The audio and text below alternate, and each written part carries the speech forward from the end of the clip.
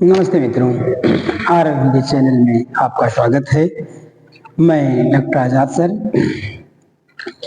जैसा कि आप लोग जानते हैं कि हम आपको पढ़ाते हैं ये हिंदी, और इस समय मैं आपको पढ़ा रहा हूँ हिंदी डीएलएड सेकेंड सेमेस्टर की। मैं आपको चारों सेमेस्टर की हिंदी पढ़ाता हूँ, first semester, second semester, third semester और फोर्थ सेमेस्टर की। तो मैं आपको पढ़ाता हूँ हिंदी। तो अब तक आपने जो कुछ पढ़ने का काम किया है, जिसमें मौखिक अभिव्यक्ति के उद्देश्य थे, मौखिक अभिव्यक्ति के विशिष्ट उद्देश्य थे, मौखिक अभिव्यक्ति से व्यवहारगत परिवर्तन थे, तमाम प्रकार की चीजों को मैंने आपको बताया। आपको भली भांति समझ में आया, ये मैं जान सकता हूं। और यदि नहीं समझ में आया हो तो प्यारे मित्रों, आप लोग निश्चित रूप से कमेंट बॉक्स में लिखिए। जो चीज आपको नहीं समझ में आया हो उसको बताया जाएगा। आपके पास समय बहुत कम है, और कम समय में मैं ये भी जानता हूं कि बहुत से बच्चे हैं जो क्लास नहीं कर पा रहे हैं। इसलिए मैंने सोचा कि आपके यहां तक सारी वीडियो पहुंचा दी जाए, ताकि आप लोग अपने पूरे समय में से 20 से 25 मिनट निकाल करके आप वीडियो को देखें और उसका लाभ उठाएं। तो मैं आपको बता रहा हूं कि मैं आपको पढ़ाता हूं डीएलएड सेकेंड सेमेस्टर की हिंदी। तो आज मैं आपको पढ़ाऊंगा मौखिक अभिव्यक्ति के आधार। एक पॉइंट है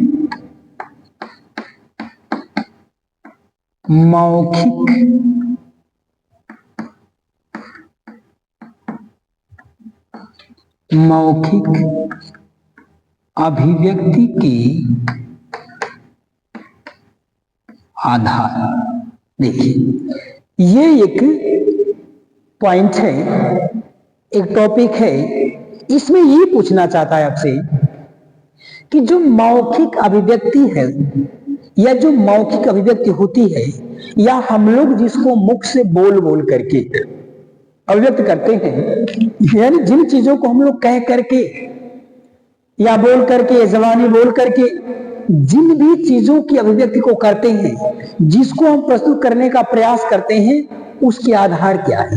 कहता है कि हम जिन चीजों की अभिव्यक्ति को देते हैं मौखिक रूप में, उस मौखिक अभिव्यक्ति का मूल रूप से आधार क्या है। यानी मौखिक अभिव्यक्ति हम लोग जो लोग कहने का काम करते हैं, हम जो समझाने का प्रयास करते हैं, जो बताने का प्रयास करते हैं, इस मेरी मौखिक अभिव्यक्ति का मूल रूप से आधार क्या है। यदि ऐसा आपका प्रश्न आ जाने का काम करता है, तो आपका एक सामान्य सा उत्तर होगा। उत्तर यह होगा, प्राथमिक तथा उच्च प्राथमिक, प्राथमिक तथा उच्च प्राथमिक तथा उच्च प्राथमिक कक्षा में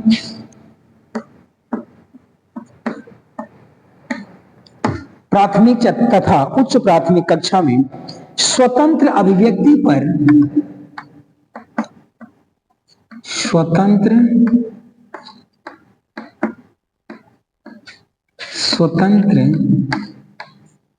स्वतंत्र अभिव्यक्ति पर बल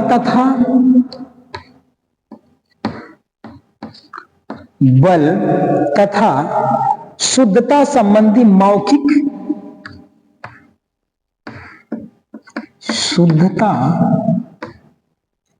शुद्धता संबंधी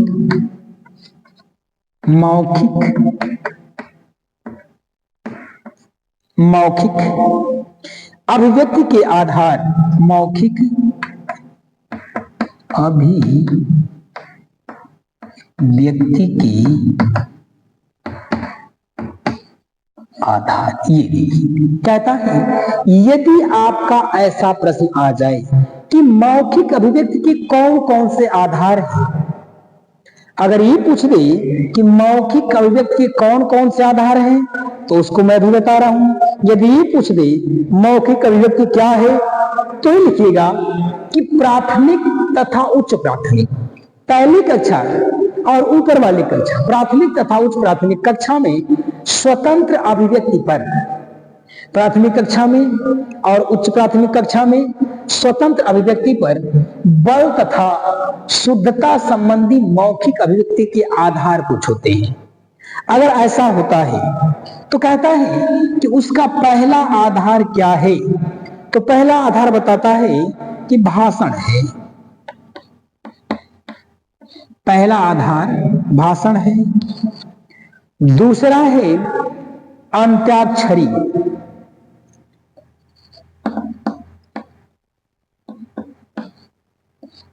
अंत्याक्षरी। और तीसरा है वाद विवाद, वाद विवाद। चौथा है कथोपकथन,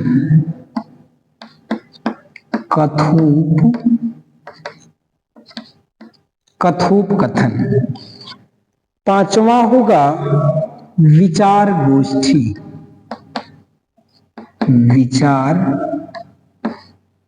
विचार गोष्ठी। और छठा है कहानी। और सातवां कहता है चित्रमाला।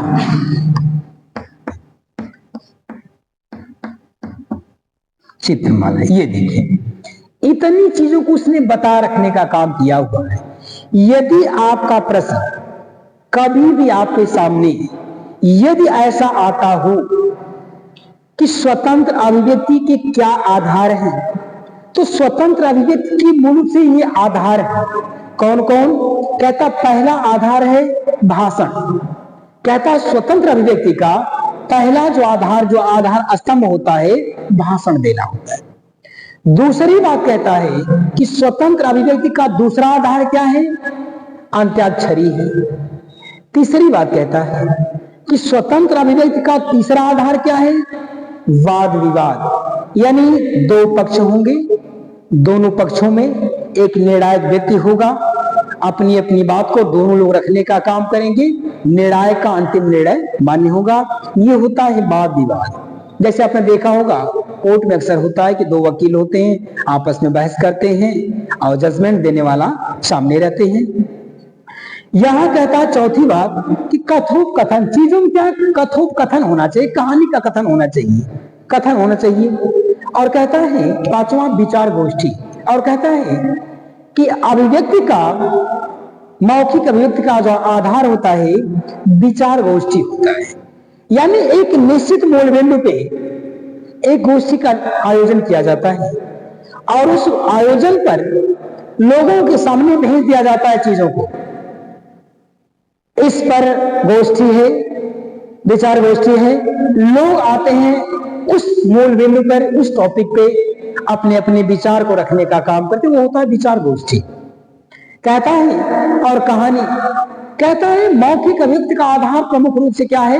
कहानी। कहानी के रूप में मौखिक रूप से चीजों को बताने का काम किया जाता है, समझाने का काम किया जाता है। और अंतिम कहता है चित्रमाला। कहता है मौखिक अभिव्यक्ति का अंतिम आधार क्या होता है? चित्रमाला होता है। कहता है जो चित्र होता है उन चित्रों की एक लड़ी होती है, उन चित्रों की भी एक माला होती है। इसलिए कहता है ये आपका रहा मौखिक अभिव्यक्ति के आधार।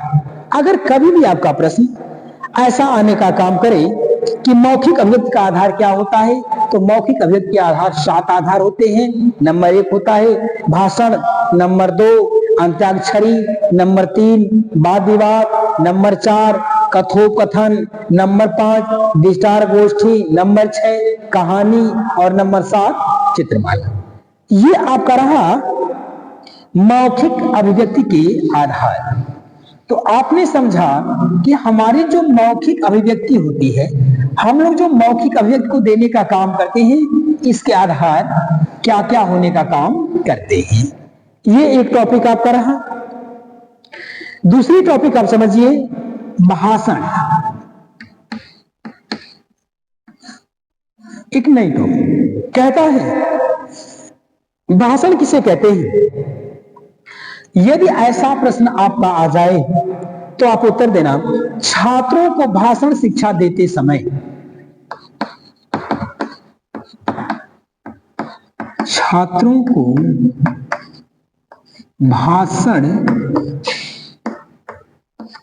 शिक्षा देते समय, छात्रों को भाषण शिक्षा देते समय, यानी भाषण की कर लीजिए यहां पे, भाषण की शिक्षा देते समय अध्यापक को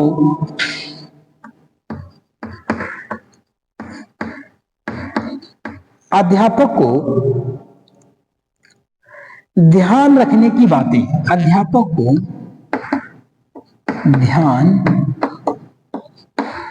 रखने की बातें, ध्यान रखने की बातें। उसने कहा कि जब आप भाषण की शिक्षा बच्चों को देने का काम कर रहे हैं तो बहुत सी चीजों को आपको ध्यान रखना पड़ेगा। किसको? अध्यापक को।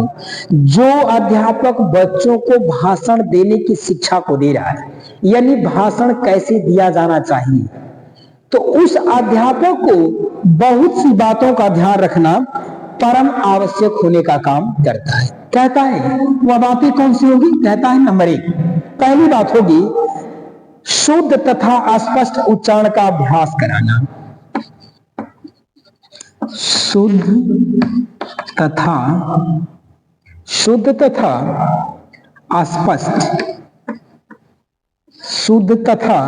स्पष्ट उच्चारण, शुद्ध तथा स्पष्ट उच्चारण का अभ्यास करा, उच्चारण का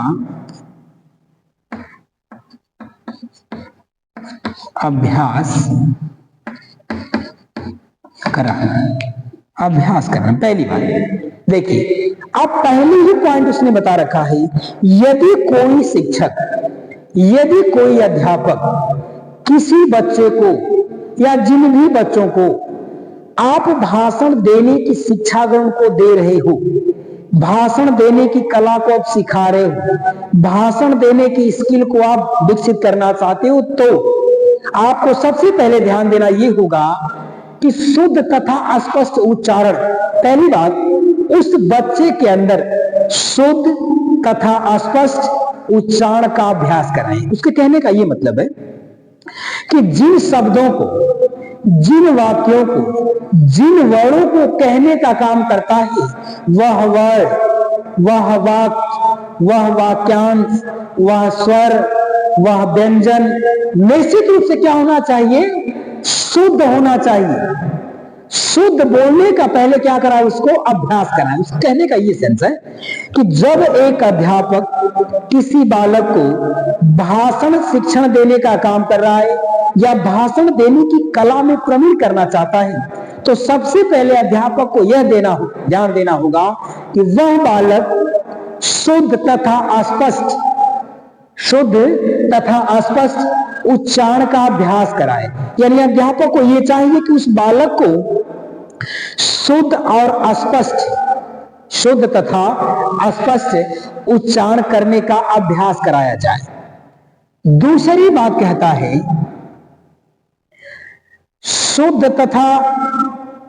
शुद्ध भाषा का अभ्यास।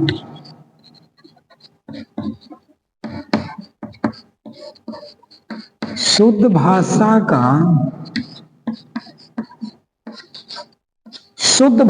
का अभ्यास।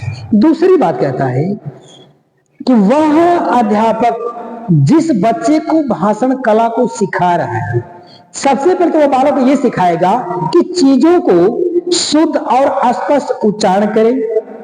दूसरी बात कहता है कि वह अध्यापक एक काम और करेगा कि शुद्ध भाषा का अभ्यास कराएगा उसको। पहले तो शुद्ध उच्चारण कराया और स्पष्ट उच्चारण कर अभ्यास कराना सिखाया उसने। अब कहता है जब वो सीख लिया तो कहता है कि शुद्ध भाषा का अभ्यास कराना उसको सिखाएगा। तीसरी बात कहना चाहता है वह उचित भाषा में भाव प्रकाशन सिखाना। उचित भाषा में भाव प्रकाशन सिखाना। देखिए कहता है कि उस बच्चे को, जिस बच्चे को आप भाषण कला सिखा रहे हो, तो उसके अंदर उचित भाषा में, कहता है अच्छी भाषा में, एक उचित भाषा में क्या सिखाए, भाव प्रकाशन सिखाए। भाव प्रकाशन का मतलब ये कहता है कि जिस बात को आप कहना चाहते हो उस बात को उचित रूप में, उचित भाषा में कहने का काम करें, प्रस्तुति करें, भाव प्रकाशन करें। और अगली बात ये कहता है व्यवहार कुशलता।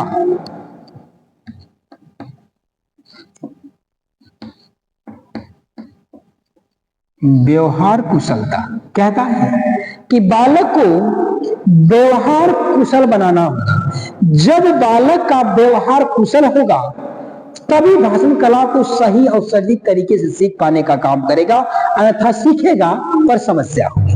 उसने कहा यदि आपका प्रश्न ऐसा कभी भी देता है कि भाषण कला को विकसित करना है किसी बच्चे के अंदर, तो आपका उत्तर होगा कि सबसे पहले शुद्ध तथा स्पष्ट उच्चारण का अभ्यास कराएगा कौन? अध्यापक। अध्यापक की नैतिक जिम्मेदारी बनेगी कि बच्चे को शुद्ध तथा स्पष्ट उच्चारण करने का अभ्यास कराए। दूसरी बात कहता है वह शुद्ध भाषा का प्रयोग सिखाए, उसको शुद्ध भाषा का प्रयोग उसको सिखाने का काम करे। तीसरी बात कहता है कि भाषा में उचित भाषा के साथ भाव प्रकाशन सिखाना, यानी जो उचित भाषा, जिस भाषा को कहां किस भाषा को बोलना चाहिए उस तरह की भाषा के द्वारा आप अपने भाव को प्रकाशन कर सकते हो, ये चीज सिखाना चाहिए। और अंतिम बात कहता है कि बालक व्यवहार कुशल होना चाहिए। तो ये आपका रहा भाषण। आपने समझा कि भाषण कला अगर बच्चे के अंदर विकसित करना है तो किस प्रकार से उसका विकास करने का काम किया जाएगा। ये रहा आपका भाषण कला।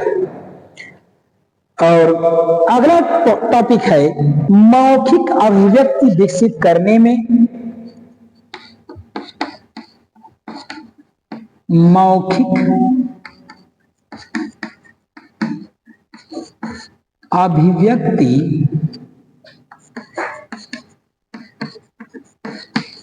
विकसित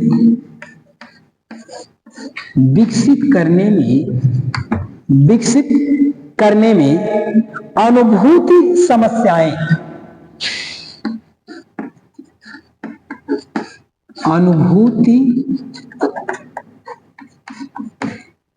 समस्याएं, ये देखिए कुछ चीजों को उसने बता रखा है, दे रखा है यहाँ पे। ये पॉइंट और आप समझ लीजिए। कहता है कि यदि मौखिक अभिव्यक्ति विकसित करना है, बच्चों के अंदर मौखिक अभिव्यक्ति को बढ़ाना है, यानी मौखिक अभिव्यक्ति का विकास अगर करना है बालकों के अंदर, तो कहता है कुछ समस्याएं होती हैं जो अनुभव होती है। कहता है कि बच्चों के अंदर यदि मौखिक अभिव्यक्ति को विकास करवाना है, यानी बालक के अंदर मौखिक अभिव्यक्ति का यदि विकास करना है, तो कहीं न कहीं देखिए कुछ भी काम आप करोगे कुछ न कुछ समस्याओं का सामना करना ही पड़ेगा। यहां वही बात कह रखा है कि मौखिक अभिव्यक्ति जब आप विकसित करने का काम करेंगे तो उस मौखिक अभिव्यक्ति को विकसित करने में कुछ अनुभूति समस्याएं आएंगी निश्चित। तो कहता है वह कौन कौन सी समस्या आएगी। पहली समस्या कहता है मौखिक अभिव्यक्ति को अगर विकास करा रहे हैं तो सबसे पहली समस्या आएगी, बालक के अंदर पैदा होगा संकोच। सबसे पहला काम कि बालक के अंदर क्या पैदा होगा, सबसे पहले संकोच पैदा होगा। ये उसकी अनुभूति, वो अनुभव कर रहा है, इस प्रकार की समस्या का बालक अनुभव करेगा। देखिए लोग उससे डरे न डरे बात अलग चीज है, लोग क्या कहेंगे सही और बात अलग, लेकिन बालक जब मौखिक अभिव्यक्ति करने के लिए जाता, किसी मंच पे जाने का काम करता है, बोलने का काम करता है, तो सबसे पहले उसके अंदर एक चीज पैदा हो जाता है, एक समस्या अनुभव होने लगती है। लोग महसूस करें चाहे न करें, लेकिन जो वक्ता होता है वह कुछ समस्याओं को खुद अनुभूति करने लगता है। जैसे पहली समस्या होती है बच्चे के अंदर क्या, संकोच। सबसे पहली बात वो संकोचने लगता है कि मैं बोलूंगा, सही बोलूंगा कि गलत बोलूंगा, हो सकता मैं जो बोल रहा हूं हमसे ज्यादा कोई जानता हूं। ये क्या है, बोले कि नहीं बोले, जाए कि नहीं जाए, ये कहता है ये बच्चे के अंदर संकोच पैदा हो, ये समस्या होती है। जब मौखिक अभिव्यक्ति को विकसित करना होता है, बढ़ाना होता है, तो बालक के अंदर सबसे पहले पैदा होता है क्या, संकोच पैदा होता है। दूसरी बात क्या पैदा होता है उसके अंदर, अशुद्ध उच्चारण पैदा होता है।